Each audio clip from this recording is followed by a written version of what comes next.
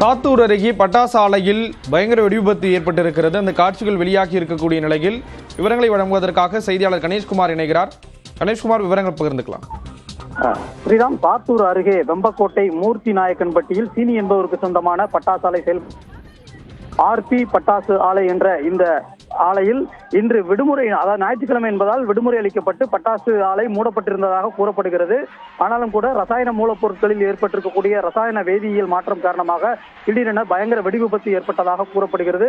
அதாவது வெடி விபத்து ஏற்பட்டு பயங்கர தீ பிளம்பு போல் வெளியானதால் அருகில் இருந்த கிராம மக்கள் அனைவருமே மிகுந்த அச்சத்துடன் அலறி அடித்து ஓடக்கூடிய அந்த பதைவதைக்கும் காட்சிகள் தற்போது வெளியாகி பெரும் பரபரப்பை ஏற்படுத்தியிருக்கிறது. ஆனாலும் கூட உள்ளே இன்று அனுமதியின்றி பட்டாசு தயாரிப்பு பணிகள் எதுவும் நடைபெற்றதா என்கின்ற கோணத்தில் தீவிர விசாரணை நடத்தி வருகிறார்கள். 10க்கும் மேற்பட்ட அறைகள் என்பது தரைமட்டமாகி இருக்கிறது.